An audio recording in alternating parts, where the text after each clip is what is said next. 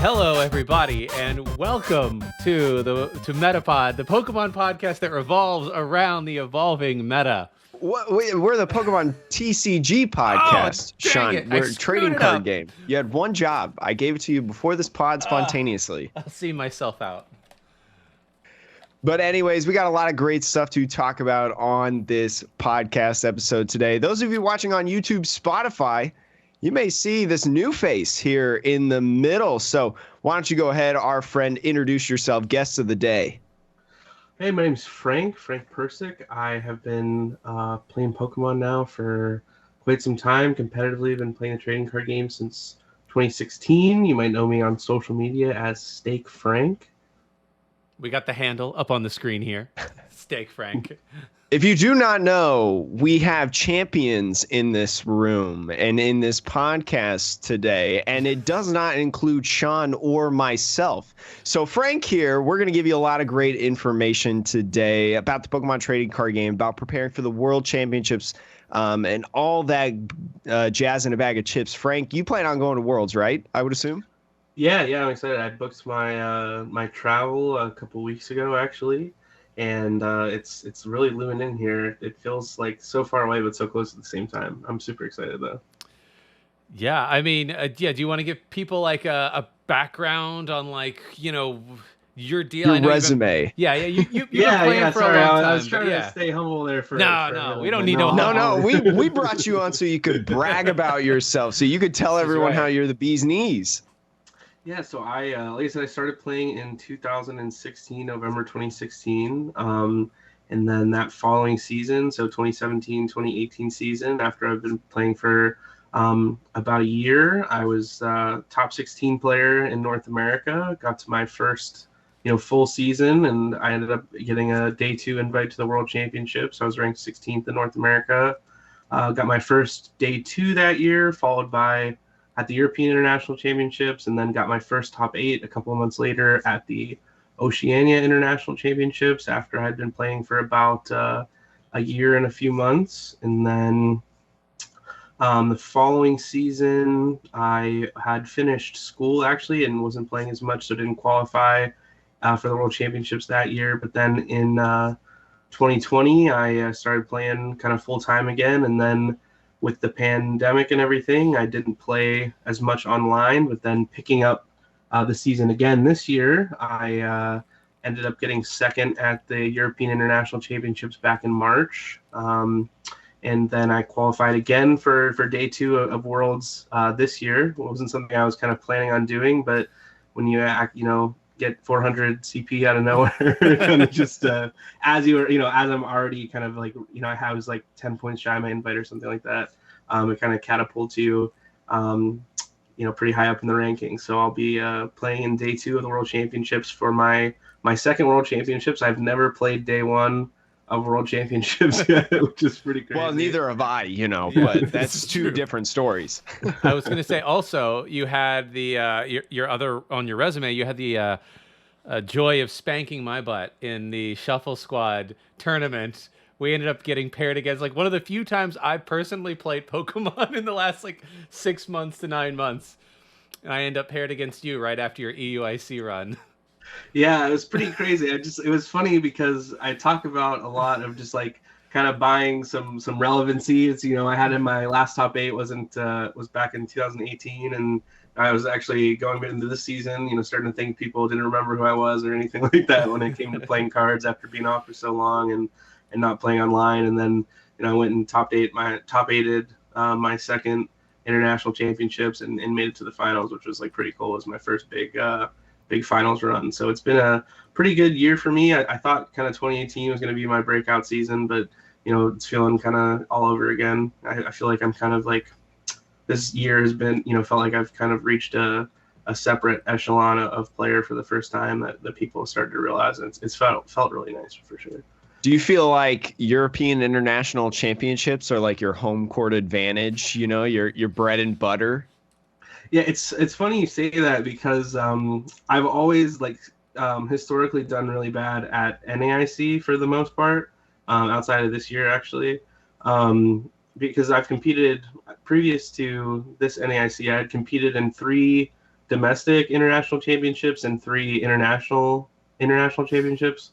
And I had top 8 2 of the foreign international championships, and got top 32 at the third. And then at all of the NAICs that I'd been to, I did like, top 128, like not even qualified, top 512 or something, like nothing significant really. And it's like it's kind crazy. of funny. Yeah. It's crazy because like before Azul won NAIC, like an American had never won NAIC before, North American, and you go over to Europe as an American and you just dominate Europe. So it's weird on that like back and forth that I think is really cool. But Sean, we got to discuss the big kahuna. We got to discuss world championships. We're going to be rooting for Frank in the world championships, as we do with all of our guests that join us. But Sean, what are we going to talk about specifically about worlds? I mean, I guess we can kick it off by talking about preparing for worlds, right? Like before we get into the day and the weekend and all of that, like just knowing that worlds is something, Frank, that actually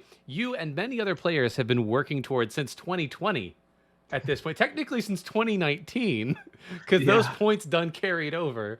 3 years going into this, what is it like, and how is it different, I guess, preparing for something like worlds versus a regional or an IC even?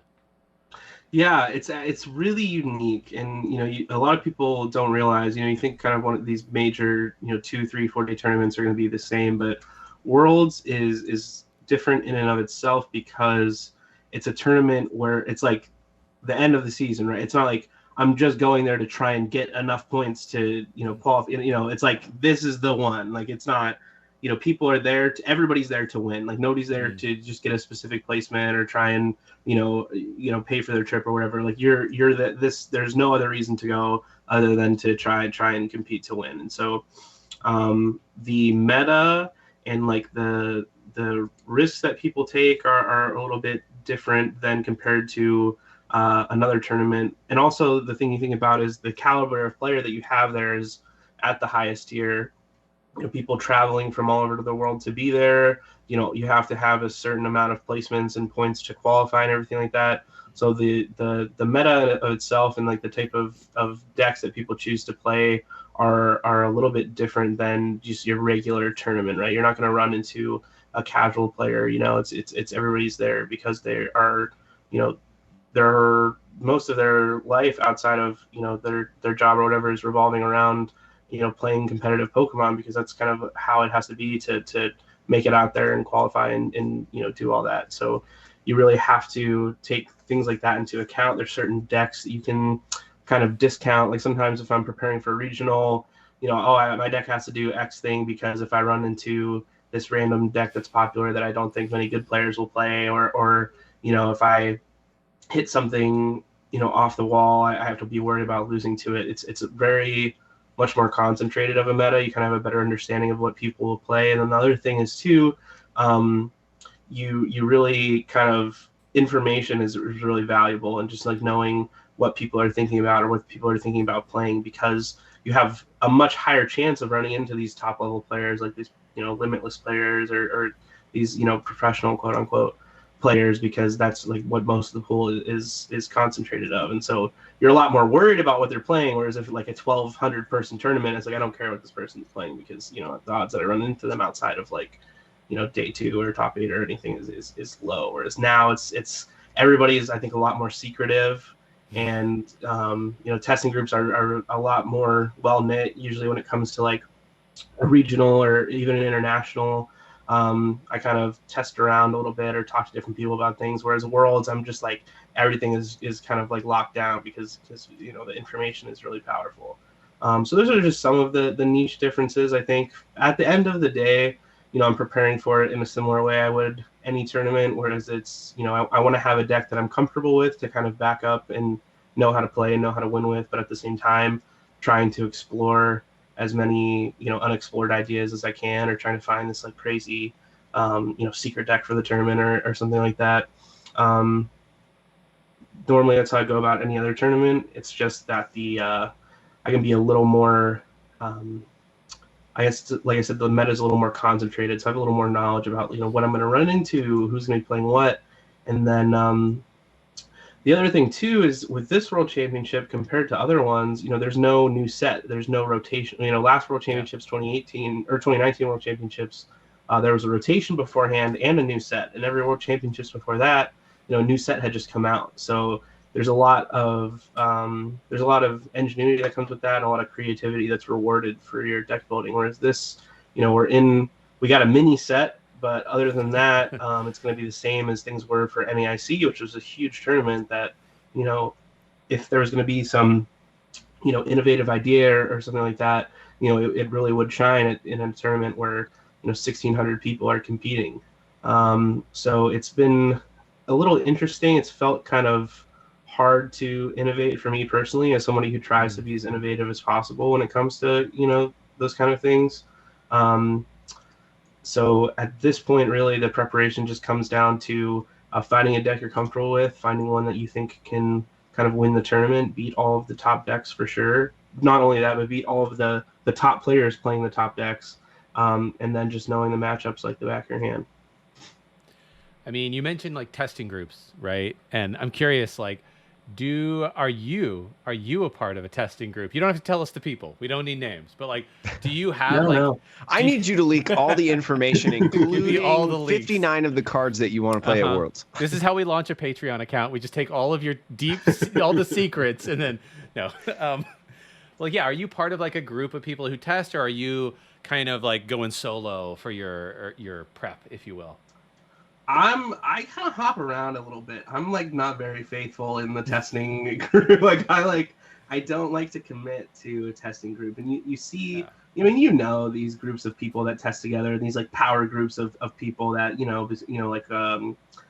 Isaiah and Rahul and Xander, all those people. That's like a knit group that everybody knows about, and like Azul and Caleb and all those people. And for me personally, I kind of I talk to everybody. I'm just interested in anybody who's willing to listen to my ideas and share their ideas with me and play with me, honestly, because I have a pretty sporadic schedule sometimes. So sometimes it's just the first person who answers my message, just like who I'm testing with for that day, and then I message somebody else who I've been talking to, or sometimes I just like see somebody post their idea on Twitter, and I'll reach out to them and say, hey, I thought this was cool. Like, what did you think about this card? And I think for each tournament this season that I've competed in, I've tested with a different group of people, or sometimes it's like a collaborative effort where I'm just like messaging multiple groups of people, and some of them like don't know that I'm talking to other ones about it, or I'll like link other people together. Like I'm like, oh, I was talking to so-and-so about this deck. You should talk to them on the side. And that's always nice because it's when it comes to me personally, like I said, I like to kind of be innovative, and sometimes I'll pull up to these tournaments with these crazy decks, and that's not really something you can do by yourself. And even when it comes to like a knit group of people, sometimes it just takes like a collaboration between so many different groups of people to find the thing that I want to play.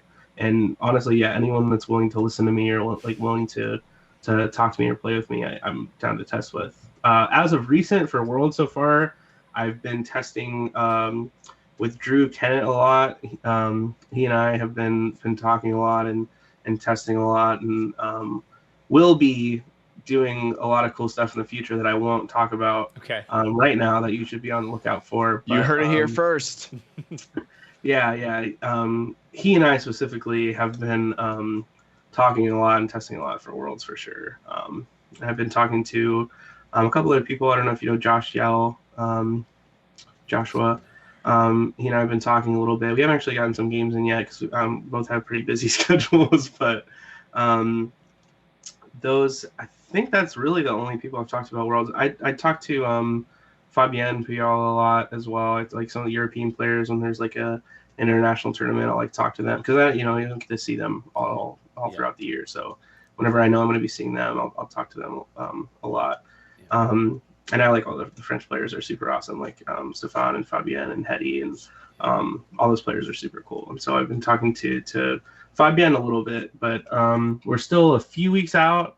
So this is kind of the point in my testing where I'm just like trying a bunch of crazy stuff, and then when we get a little bit closer to the tournament, I'll kind of dial it in, and I'll get a better idea of like what deck I'm going to play or what, 2 or 3 decks in between. And then that's when you just start grinding games like constantly. And then right now it's just kind of in the chit chat phase of like, oh, did you see this deck? Or, have we tried this card with this card yet? Or have you looked at Radiant Charizard yet?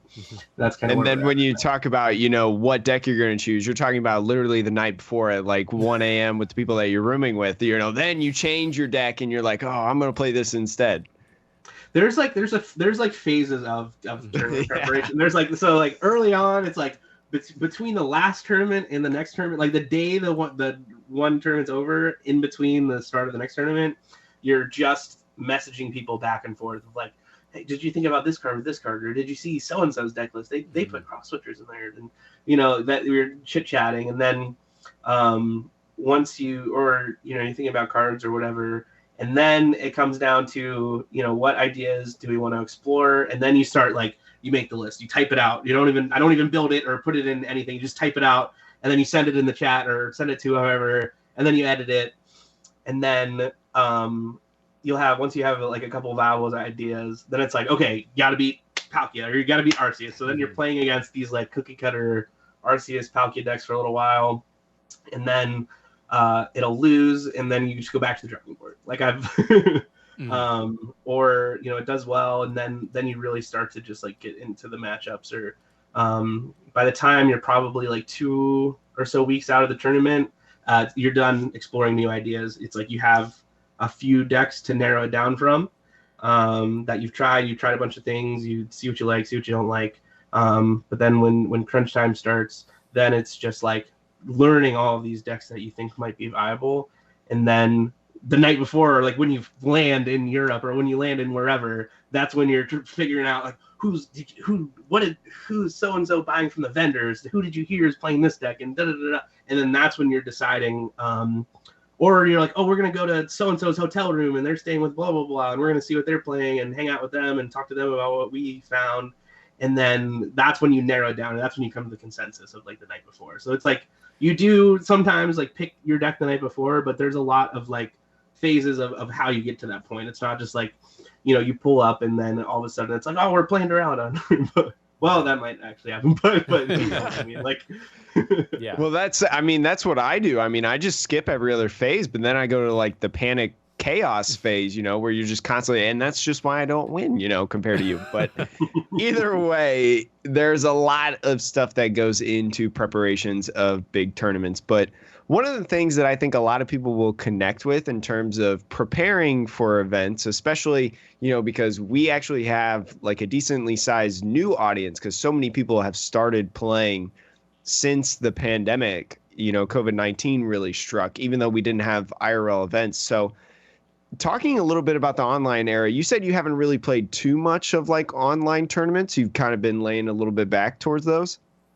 Yeah, I actually really like to watch online tournaments, or I like to follow them, because I really, to figure out what is going to be a good play for a tournament, or what decks player, etc.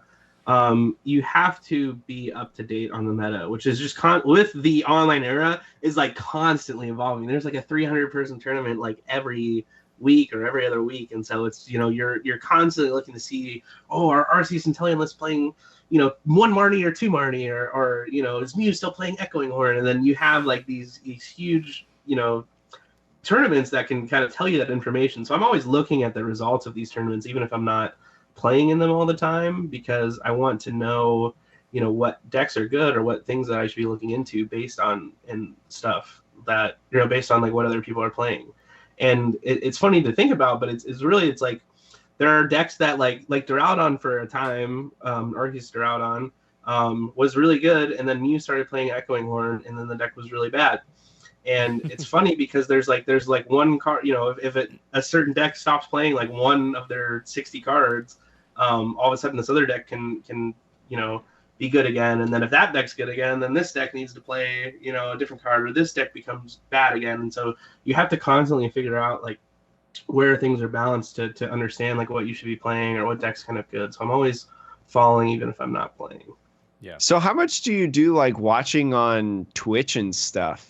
Do you do a lot of that? Maybe YouTube videos, all the time. Twitch? Oh yeah, I'm subscribed to like everybody, and I just go and I see, because that's another thing too. If you're going to like Indianapolis regionals this year had 1,000 something people, where do you think they're getting their decks from, right? It's people that are making YouTube, it's content and people that are making YouTube videos. So like I want to know that stuff, right? I want to know what decks people are posting, and I want to know. I look at I read all the comments on people's videos. I want to see like what people are thinking about these decks, and if people say that they're going to play them, because that's all relevant information, right? So yeah, I'm constantly watching too. And then if I have a deck that I want to try, like if I've never played a game with Droughton, so if I've never played a game with Arceus Droughton, I've never played a game with like Samurott or something like that, and I in my brain decide that this might be something that's worthwhile to look at or to explore. I'm gonna watch other people play the deck at first, or if I don't know I want to build the deck right away. Like if I'm gonna play Arceus or something like that, and I don't know if I want to build the Italian version or the barrel version or what have you. I'll go to a YouTube video and see how the deck plays or how does it draw, right? Because it saves me the time of like building it myself and trading for the cards and sleeving it up, and if I really am invested in it, I'll definitely watch other people play it. There's definitely no harm in that for sure. And even if it's a top tier player or just somebody who doesn't really compete that much and just likes to make content, I think it's always worthwhile to just absorb information, right? Knowledge is always powerful. You heard it here first from Frank himself. People who don't usually play in a bunch of tournaments, you can gather very useful information from listening to the podcast. Anyways, Sean, I digress. I mean, I guess the only other thing in terms of prepping, right? And then I think we can get into like the event itself, which is, to Jake's point, like there are all these online events. Do you find that, like, I'm going to say top tier, I'm using air quotes though for listeners who can't see, like top tier players, right? Like the Azuls of the world, yourself, the Tords, et cetera, right? Do you feel like now that we're in an online era that they are pulling back from participating in these events in order to keep those like that testing and that preparation a little bit more secret now? Or is like the new era just kind of like blown that all up? Really, I've never, you don't really always see top players participating in online events. I don't think that ever was like a huge thing. Just because I feel like for me personally, I feel like my time, I get a certain amount of time when it comes to playing Pokemon, more than most other people for sure, and especially people who play full time like Tord and Azul and those people. You have a certain amount of time that you can dedicate towards Pokemon, some more than others. And for me, competing in a tournament that sometimes the rewards are good, but a lot of times they aren't super consequential. My time that I can dedicate to Pokemon a lot of the time is better spent just testing a specific deck with another top player, or working on something that I do want to keep a little more secretive, rather than just like publicly playing in a tournament. Not that I'm like worried about a ton of information getting out, or I'm anything like that. It's just that I think there are better ways to be spending time than competing in online tournaments. But sometimes I will, like I've competed in a few, and sometimes they're like super fun, or sometimes I do want to test out my deck in a tournament setting, or sometimes I'll bring it to League. Like I've had, I go to the Wednesday night League at Full Grip Games, and there have been many times where you can talk to anybody that goes there, works there, that I've like brought a deck that then went on to like top 8 or regional, or top 16 or regional, or something like that. That was like made its debut at my locals and something like that. So I'm not like totally against like taking, testing my ideas in the online space. It's just sometimes, it's just people don't always have the time, or people, their Pokemon time goes other places if you're like high tier competitor.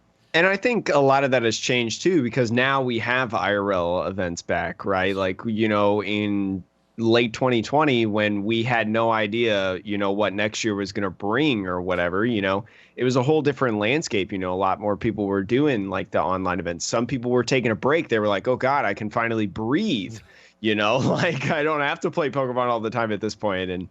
And so it's just interesting to see like I honestly would have thought the online scene would have died down a lot more than it has now. I mean, Limitless just had their like showdown and it had like 340 people, which is a lot. I mean, it's really, really cool. And you see a bunch of big names pop up a lot. Like, I mean, Azul does the tournaments on his stream, and Shintaro Ito, you see him in those tournaments as well, and a bunch of other Japanese players, high level players. So it's really interesting, to see how it's kind of evolved and somewhat stayed a little bit, if that makes sense.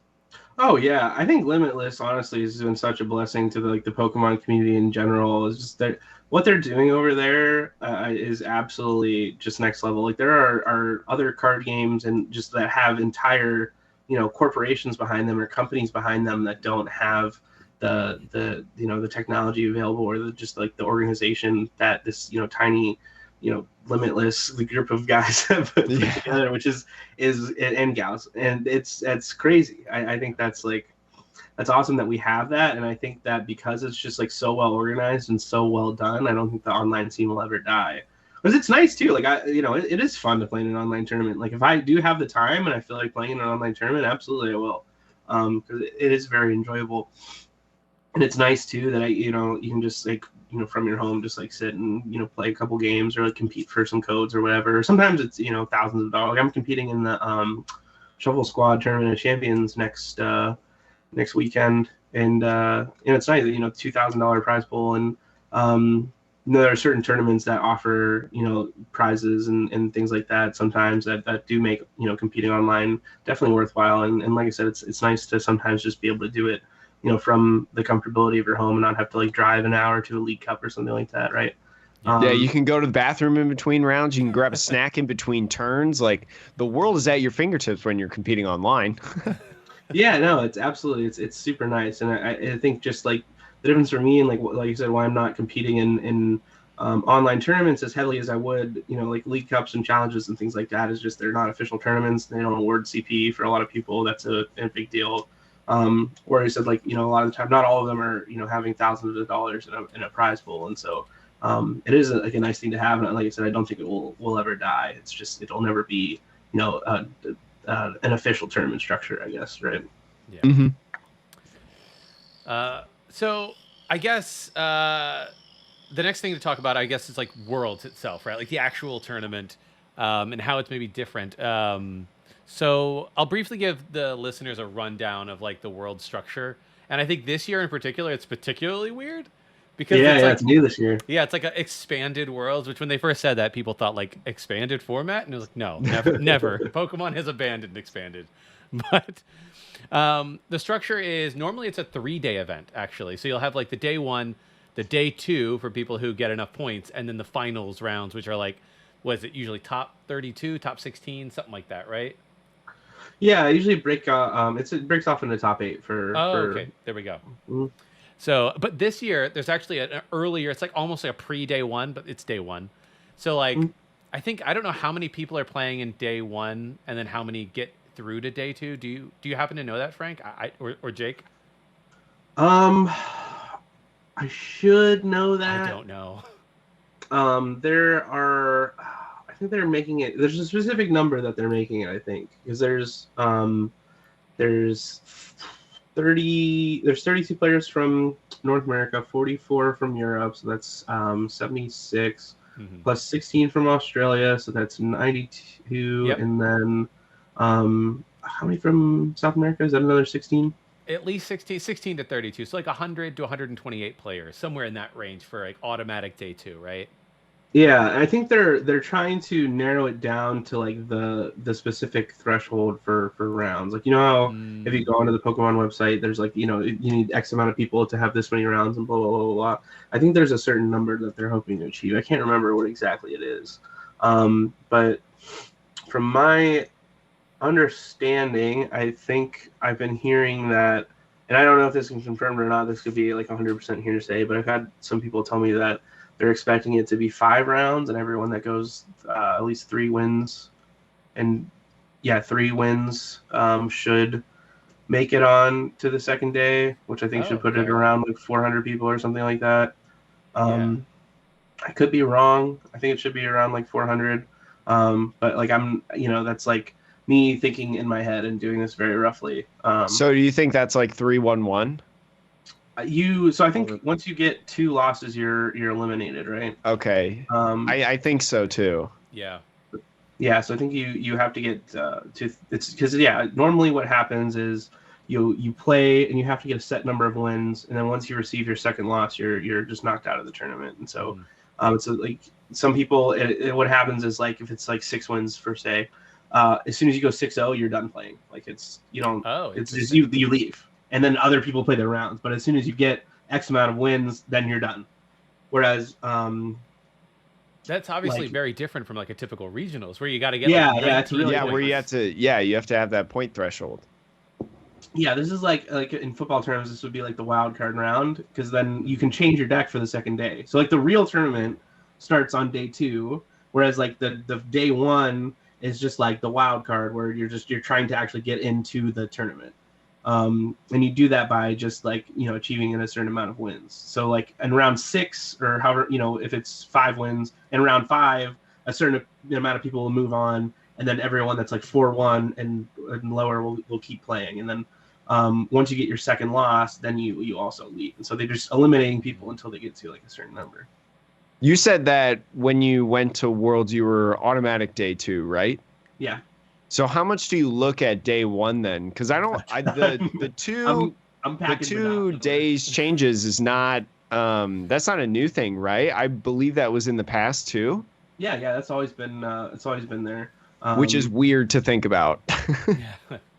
Yeah. I really do think of it like 2 separate tournaments. And for this Worlds specifically, how it's different with the 4-day thing is basically you would play. So in 2018 when I had played. There were like 128 people in day 2 or something like that. So there had been 1622. I think there had been like 60 or something because you get players from Japan as well that qualify and stuff like that. So there was like 60 or so or something around that number that had automatically qualified, and then another 60 that had qualified from day 1 from like 600 or something like that. That the top 10% from day 1, and then. You would play a certain amount of rounds and then go into top 8 all in the same day because there were only like 120 people. Whereas for this year, I think there's going to be quite a lot more people in the second day of the tournament. So they'll basically do the first day for anyone that has their day 1 invite, and then you can change your deck. Day 2 will start, which will be like a whole other tournament, and then it'll be like a 2-day regional. So you'll play like day 1. And then the top 32 people or whoever's like 6-2-1 or better will qualify for day 2, like any other major tournament, which is going to be different from years past for sure. But yeah, it's always been you play in that first day, and then the next day starts a completely new tournament. Yeah, and then so in terms of changing decks, you said you can change between if you're the day 1 to day 2. Can you change your deck again, or it's like the day 2 is like locked for the rest of the tournament at that point? Yeah, so again, this is the only year that they've done this third day. They've had the finals would be on day 3, but they've done like an extra day. But yeah, no, it'll be like a 2-day tournament, so you'll keep your deck from day 2 to day 3. But looking at the decks from day 1, I think you would ask, how much stake do I take, and people looking at people's decks going from day 1 to day 2, and honestly, pretty heavily. Like I feel like. Historically, for the most part, it's pretty uncommon to change your deck from day 1 to day 2. Some people do because, like, you'll see a deck day 1 that somebody next to you is playing, and you're like, oh, well, that's way better than mine. You just switch over to it. Oh, that's a good idea. But for the most part, like a lot of people spend, so much time preparing for Worlds, just trying to get through day 1 that, they don't have like a day 1 deck or a day 2 deck. Some people do, and don't get me wrong. And like Drew and I are testing. He's qualified for day 1 of Worlds, and so we've talked about, this is a Thursday deck, or this is a But for the most part, a lot of people just keep their same deck, and so it's a pretty good representation of like what the people are going to be playing on the next day too. So I'm definitely out there like scouting and seeing what people are playing on the first day for sure. Yeah. I mean, you joke about the binoculars or whatever, but I'm pretty sure because I'm not joking. I'm 2019 Worlds, I was watching Purple Cliff stream Worlds, and I'm pretty sure he he made legitimate claims of like people bringing binoculars, and I was like, whoa, that's like wild. And I come from a sports background, so like scouting and stuff is like nothing new to me. It's just that's crazy. It's kind of funny though. Yeah, it's like, I mean, it's like it's a privilege that is definitely nice, and that's like one of the most rewarding things about spending so much time and effort in competing to get your day 2 invite is that you get to see what other people are playing before you make your decision of what to play. Right, you get to watch a whole. Not only do you not have to worry about playing day 1, but you get to just like observe and like not worry about competing and just like think about your play for an extra day as you're observing the tournament go on, which is super nice, and it's really cool. Now, obviously, this will depend on like the venue and stuff, but like if you have automatically qualified for day 2, when you're going into day 1 to do some scouting, are you like on the same ground floor as them? And there's like at least from what I remember at NAIC, there's like a sectioned off where all the tables are. So like you can't go past that tape probably. But like, do you go there, or do people not qualified for day 1 and automatically qualified for day 2? They like can't really get in, the place. Like they can go to the shops and stuff, but like they can't get on like the floor or whatever. No, Does you're that right make sense? there. No, yeah. You're right there. I'm like behind the rope, like peering over, like. Yeah, I think I was gonna say, I think if I remember, they maybe instituted more rules, especially since COVID, of like people not being allowed to like stand around tables during matches. Because they also, I think there's like rules about like you don't want people to like cheat and give signals to their friends by standing behind the opponent. That kind of stuff. Like that was a thing that was happening back in the day. So yeah, there have been times like this year too where I was just like trying to observe a friend or whatever, and you have to stay out of the aisles, or you have to like look from afar. So I guess that makes the binoculars ever more relevant, right? Yeah, I think it's kind of just like proper etiquette to be like if you are going to view a match, you view it like on the side, where you're facing like the middle in between the players, like right in the middle of the table, if that makes sense. One player to your left, one player to your right. So you don't really see hands or anything like that. Yeah, I do. I make a point to do that, or I will observe standing behind whoever like I'm there to observe. So it's like I know, that I'm not like I can't see this other person's hand, because even something like unintentional, if like you like can see the person you're rooting for, the opposing player's hand, and you like make a face unintentionally, or you just make the PogChamp face, yeah, and then it's like and then your friend looks up and sees that, and then the other thing is like if I'm observing a friend of mine, like I don't want him to know I'm there, right? I don't want him to be thinking about me watching them, so I always try and do it from like a distance where they can't see me and I can't see their You don't want them to think about how you're going to roast them back at the hotel for the misplay or whatever. Oh, man. Yeah, I mean, I guess it's time to get into the actual meat, the meta-analysis, Like, obviously, Frank, like, you may have the spice. You don't need to disclose the spice. We're not asking. But, like, in general, like, I guess we can start with, like, we could talk about like the top decks, right? They're the things that everybody knows, but like, what are the things that you expect to see the most of this year? Yeah, I actually have a list. I have a specific list that I wrote down for you. I have 10 decks I expect to see like the most frequent, and then the ones that I think are the best, which are slightly different. Okay. So I think that in popularity, well, first of all, the S tier of decks right now are Arceus Inteleon and Palkia Inteleon. Like those are undeniably the 2 best decks in the format. They are in a tier of their own. Like they'll make up like a good chunk of the meta. Just those 2 decks might make up like 50% of the tournament, which is crazy. But those 2 decks are very, very, very good. They're kind of interchangeable. How popular you think they are, how good you think they are. I personally like Palkia a little bit better than Arceus. If I excuse me, if I were to play a top tier deck or an S tier deck, I would probably play Palkia over Arceus.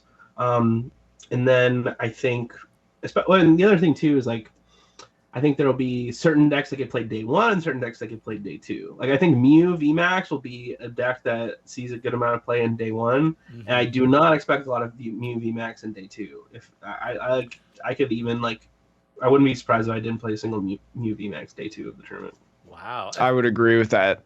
Yeah, whereas day 1 I could see a few of that. So I think that's a good and popular deck as well. Arceus Flying Pikachu, I think is probably going to be another popular deck, or just Arceus but barrel variants. Dialga, I think, is pretty good and will be pretty popular. And then one deck I don't think will be as popular, but I think is probably in just behind Arcanteleon and Palkia is probably Mewtwo Miltank. That deck is very good, and it's super annoying because it you're forced to be able to beat that deck, right? It's like, I have this. It is a threat that exists, and it is a good deck, and people should play it if they're comfortable with it. But it is also so annoying because not only do I have to worry about beating Arceus or beating Inteleon, but I also have to worry about I have to be able to get through Miltank, which it's it's two different. It's two different archetypes. Like you talk about aggressive archetypes, and stuff like that, but the Miltank Mewtwo is just a whole different play and a whole different play style, Yeah, it's such an interesting deck for this format because it forces it. When I've been preparing for the tournaments, I have to now play a deck, or my choice for the tournament has to be able to get through Miltank, or has to be able to hit 310 damage to get through the Mewtwo, which is so annoying because now you create this subset of rules that you have to have for your deck to be able to compete in this tournament, which limits the pool of what you can do by so much. And so not only do I have to have those things about my deck, it has to be able to get through Miltank and do a good chunk of damage, but then it's I have to have a deck that can do that and also beat Arceus and beat Palkia, which is really I was gonna say doesn't Mew VMAX get through Miltank and can output 300? I mean, it seems like the answer is there, but the rest of the meta kind of is oppressive to it. Yeah, so the thing about Mew VMAX is it was always a good deck throughout the year, especially if you're just I'm just trying to get points, just play Mew. Because it's a good deck. It can beat anything. If it draws well, there's a lot of coin flips involved. You'll have plenty of time for lunch because it's fast. Yeah. But I mean, you look at a lot of top players that played Mew this year, and not a lot of them had crazy good finishes. And you look at the people that did well with Mew, and there aren't a ton of household names. I think the one in EUIC that was their first big tournament, right? And they had gotten top 4. With Mew, and I think the one that topped Indianapolis. Didn't you get a top 8 in Indianapolis? Or I think it was top 16. Was it with because top 8 Wisconsin maybe? Yeah, because I think NAIC we made the joke of there was more something or other than Mew VMAX in top 16 or top 8. Sean, I can't remember what. And I know there was an event recently, a big event that we covered, that was this random deck Vikavolt or whatever had more top 32s than Mew or something like that.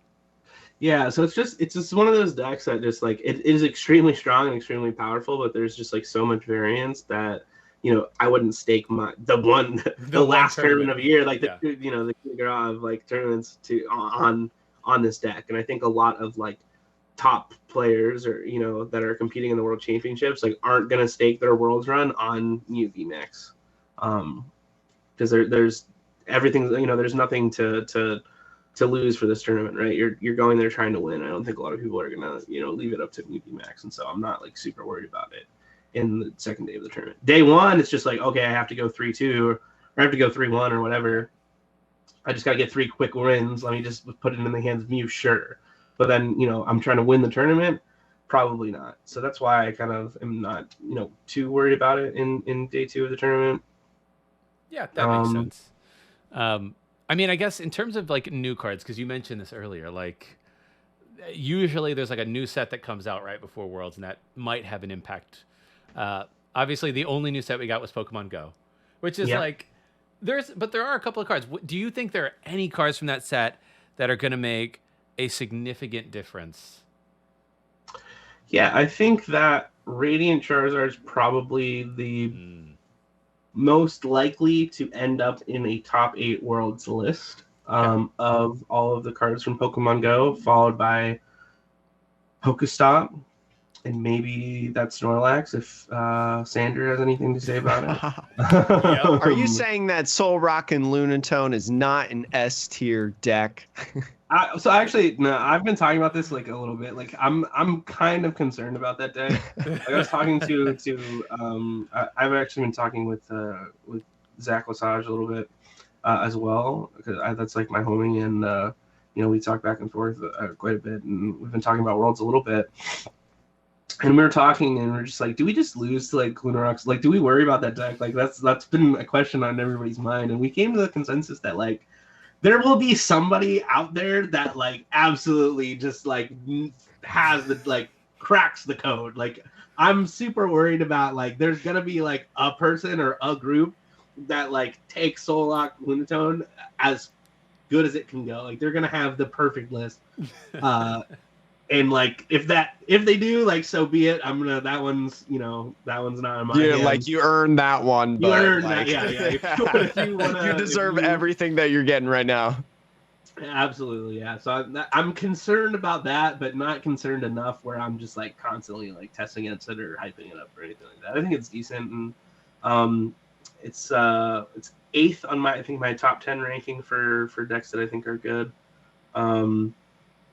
And it's something that I think is still a little bit underexplored, right? Like we just saw, going back to following the results of online tournaments, we're just starting to see decks doing well with like 2/2 Mewtwo in their Lunatone Solar Rock list, which I think is pretty cool. Like there was like a list or two that I got in like won a tournament, and then I think I got like top 8 in another one with a Solar Rock Lunatone deck with a 2/2 Mewtwo V-Star. So I think it's like one that's going to be a little underexplored, but if I had to pick a card from, Pokemon Go that would do the best at the tournament, it would not be Soul Rock. I guess one other deck, you mentioned one deck, and I feel like it never gets talked about, at least in what I hear, as like those top decks like the Palkias or whatever, which is Dialga. And yeah. I think that deck, I don't know. I think like it's not that much of a surprise. I think there's something there, but like I think the right build of that deck can really, I don't know, can do damage. But am I overhyped? No. I think that's going to be like the sleeper play. I think for Worlds, in my opinion, is Dialga. I think it's really good. I think it's one of those things that you can build a bunch of different ways. Like you look at how people are playing the deck, and then I don't know if you've ever seen Alex Szymanski's list for Dialga. That's my favorite list personally. And he had played it to quite a few tournaments and done well with it, and it's been kind of like one of the more popular variants now. It has the 2 Silene in it and canceling Cologne to deal with like the deck's problem with getting through Miltank. And I think that is a very good list, and I think it just goes to show that there are so many different ways to build it, or like different inclusions to make, that if you spend a lot of time on it, you can definitely just like sneak away with a Worlds win. I think Dialga could definitely win the tournament. Like the archetype has a lot of wiggle room, which is Yeah. super valuable, especially when you talk about like bringing something that somebody doesn't expect.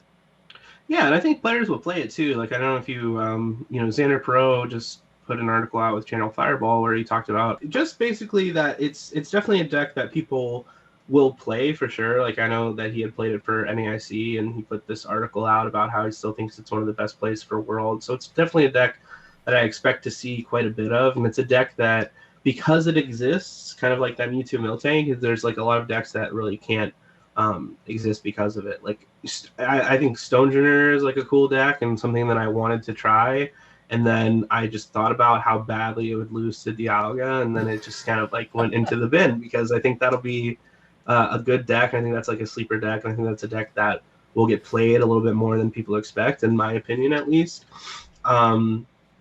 And it's one, like you were saying, that has, there's so much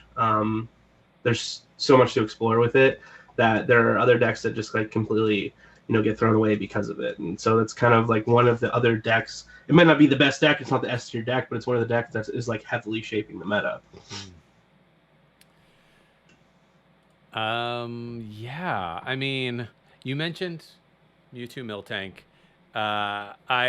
I'm personally excited to see what Sander brings. I know Jake always excited for what Sander is going to bring, but it's like some of my favorite decks all come from Sander because they're just so wild. It's just a puzzle. But Yeah, I mean, I guess open to both of you actually, because Jake, you follow Control more than I do. Do you feel like there's like, how much room is there for exploration in Control? And it's already scary. Don't get me wrong, but like, is it a solved archetype yet? I'll let Frank go because Yeah, I so have actually, thoughts. that was one of the first archetypes I had looked at when I started testing because I really liked Radiant Venusaur. It was one of the first cards I started working with. Hmm. I thought it was cool that you could refill your hand at the end of the turn. And the thing about, the Eldegoss loop deck they played with the Umbreon is you would have to continually reuse. You'd like cycle Bird Keeper and then Cheryl and then Bird Keeper, and then there would be a point in the loop where you like couldn't break that or couldn't do anything with that. Whereas like because the Venusaur draws you cards at the end of your turn, if you limit your hand or limit all of the cards in play to 5, you would shuffle the Eldegoss back in and then redraw everything and then draw for turn. So you could like play a different supporter in between. Like you didn't need the Bird Keeper to draw cards.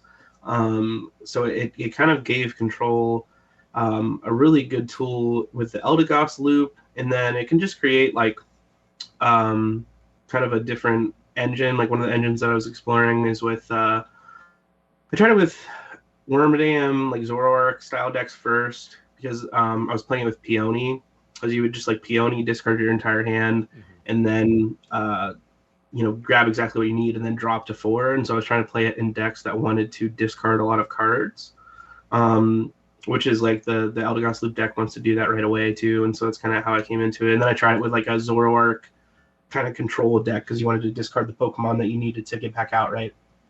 But all of my testing with that at the end of the day, it's just like this was not as good as Mewtwo. It was just like, they found it. And I even messaged Sander, and I messaged Brett Pivus as well, because he was one of the ones who was playing the Mewtwo deck and had tests with Mies and in that group. And, I was just picking the brain about Corviknight, Eldegoss, and about Control in general. And they were kind of saying the same thing of just like, it's just the Mewtwo deck was like just better, and they're right. They're right. That was the conclusion. So that's kind of where I let it lie. I'm sure there's something cool out there, like especially with the new Snorlax and everything. Like Control got so many tools that there's probably a good list out there, but I don't want to test any more Control. That's fair. It takes. I'll just play the Mewtwo deck if I want to play Control. It's more. I mean, like in my experience with Control, like because I would play Control at a lot of like locals, cups, challenges, things like that. Like it was just net decked. It was not like I just tested the list for hours and hours. I did it after somebody did really well with it. But I just feel like Control, like it's just not in that spot yet. It's still missing a couple pieces. And like when you talk about Mewtwo and Milk Tank, it's not really like Control as much as it is like stall. Like I would consider it more of like a stall type deal, because you just can't KO Mewtwo, or you can't KO Milk Tank, right? So it's just like one of those things, but it's like an aggressive version of it, because Mewtwo can also just wipe you out if need. Yeah. I mean, that's the thing about like Control stall, whatever you want to call it, is it's not like a deck that exists, and it's not something that you really. I mean, you can net deck, but it's not something that's like super net deckable, because you have to build the deck around the format, right?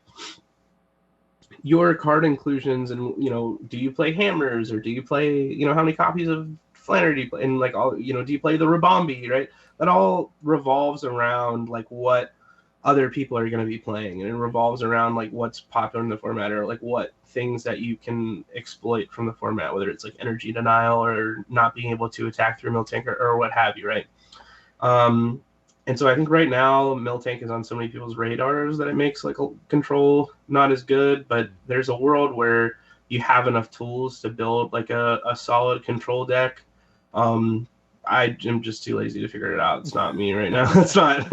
I'm not that person. I'm not the real thing. The real 500 IQ play is Sander, doing the Control decks, whatever, at events, earlier in the the comeback to the season, and then the EYC, jumps off of like control and goes to like a more aggressive type of stall in Mewtwo, is making everyone think, control is gone, I can't do it anymore, but then he comes back for Worlds, and then he just absolutely goes undefeated. Like, that's just how it's going to go. Well, Meta manipulation at its finest. I will say I'm just kidding. he may go undefeated, but he also might go winless. That's how Control do. You just end up with like a 008 line or something. you just have a lot of ties Right. at the end of the day.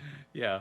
Yeah, the thing about Control right now, personally, is just with a lot like Palkia existing is just so annoying because they play basic energy and they play a ton of ways to get it back, and you have them. You have the Melanie and you have the V-Star ability, and training court exists, and it's just like so hard to play a style of Control where you're based on like running them out of resources, right? Because the best second format has so many ways of getting back their resources, and there's just like a lot of decks right now are just so fast too, and the way that the damage output is, it's really hard to even like wall with something because things are doing so much damage. Like the best wall right now is it's a Union guard. Like it's like it's just really hard to be Control right now the way the format is. Yeah. Do you feel like?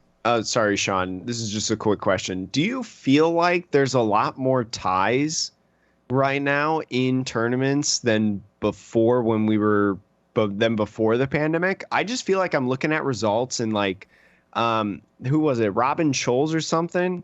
Like just an absurd, like 6 ties or something like that. I just feel like I look at results right now and I see so many people with so many ties, and I'm wondering if you feel that same way or if it's just me. I don't know.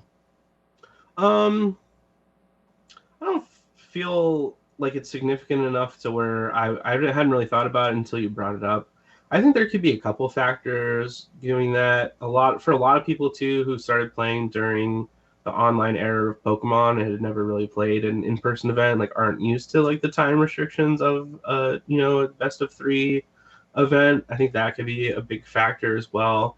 And I think we're in a format that it's fast, but at the same time, and like you're taking 3 prizes by knocking something out, but at the same time too, like there's not as many one shots as there used to be, right? Like thinking back to like the Zoroark format, you had this Zoroark 210 HP stage 1 Pokemon, weak to fighting, and your fighting tech for that deck was Baby Buzzwole a lot of the time, which could do 120 damage for 1 fighting energy without even needing a choice, but anything like that. And you would just one shot it super easily. Whereas like now, what are you're having to do to like tech in a 1 shot potential? It's like, you have to play, and for Palkia, you're playing like Zeraora, which you need like Raihan that turn, Annihilating Energy, and a tool, and all this different stuff. And so I think right now it's like a lot harder to one-hit KO things and like tech for weakness right now, and you have a lot of healing between Cheryl's in format, Sharon's cares in format, Mew can shuffle itself back to the deck, and so there are a lot of it's a lot easier to kind of like prolong the game, so that could be a factor, but I don't think it's as that prevalent. But I could be wrong. I haven't like sat down and looked at it. I think it definitely feels more chess than Arceus GX, boss Dedenne, game over. Yeah, I think that's like, and compared to like that, like Arceus GX, Tag Team GX era, a little bit slower. But also, I think back to like 2019 format when you had Tina tags, right? You had Giratina Malamar, and you were just those games like. That was also a deck that, like, going into that, I went to 1 regional, and that was a tournament. I was like, whoever plays this deck is committed to not winning, because you will end up with more ties and make it such that you can't advance to day 2 because you have too many ties. And that's exactly what happened. The people who played that deck, like, it's a good deck, but unless you could get 2 wins in a row, you were going to end in a tie. There was no way you could finish 3 games of that. And I don't think there's a deck there's not really a deck that isn't Control specifically. There's not really a deck that's like that now, like a 1 prize attacking deck that just takes forever. Yeah, it's really hard to be a one prize deck in the format right now. Like there's just no. I mean, there are a lot of good one prize Pokemon, and they're like it's just really hard to do that because I think things are just doing so much damage now. Like the best like stage 2 Pokemon is gonna have like 170 HP, right? Which Arceus just eats through. Yeah. And even if you have like the most insanely broken, one prize Pokemon, it's just getting it out and getting the mechanics to get it going, and it is just like never worth it.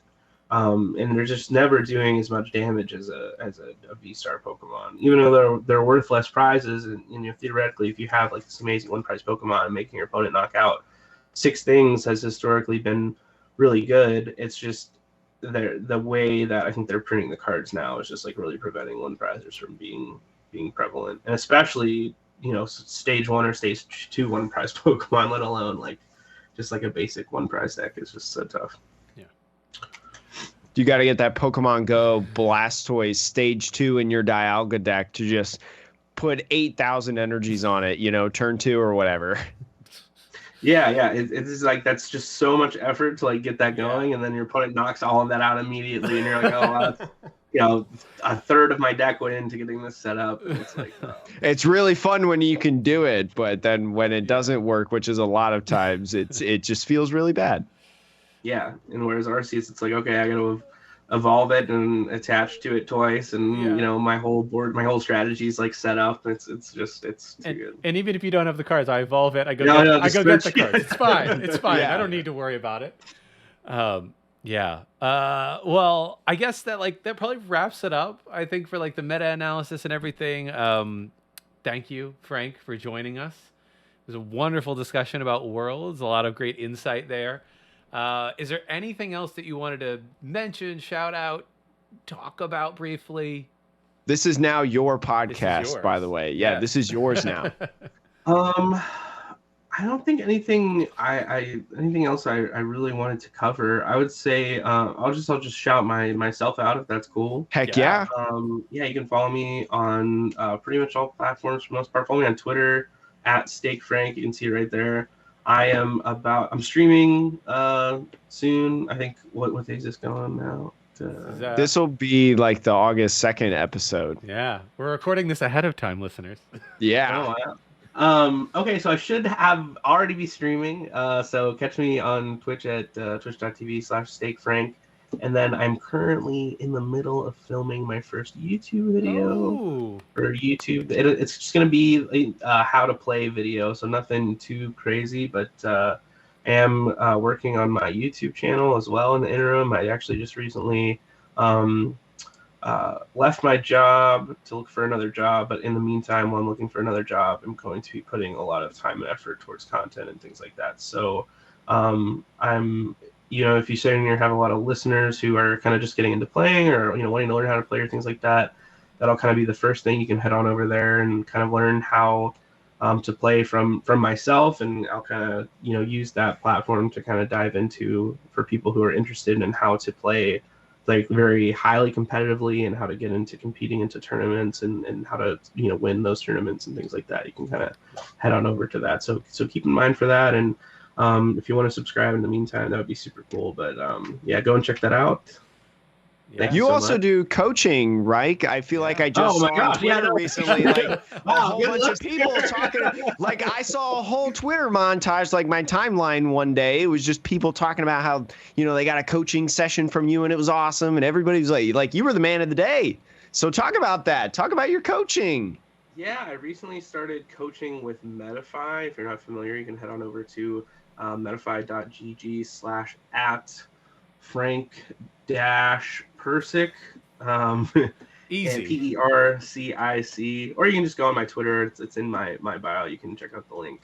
But I do coaching. I have a bunch of different packages. Actually, I spent a lot of time and effort making different like lessons and different packages available at different price ranges for depending on like what you're interested in.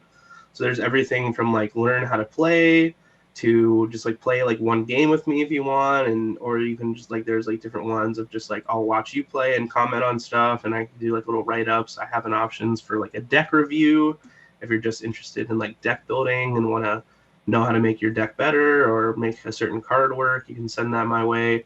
So there's like a ton of options over there, and you know, all like you're saying, good reviews so far. I've had such an enjoyable time getting back into coaching recently with Medify, and you know, every experience has been super great. And I actually in my like when I was a student and then in my career, actually I spent a good amount of time like lecturing and doing lesson plans and things like that. So I love to teach and I love to help people learn, especially. So if it's something you're interested in learning, how to play Pokemon better, like I said, just how to start, you know, winning more, doing better in tournaments, you can head on over to Medify and check me out. And actually, if you follow me on Twitter with the content creation stuff, I should be putting out a code pretty soon that'll get you, I think, 15% off. So there you go. Well, Frank, thank you so much for joining us yet again, being the big brains of the podcast, talking with these two ding nuts. And that is all for the podcast, the Pokemon TCG podcast that revolves around the evolving meta. We will see you next week.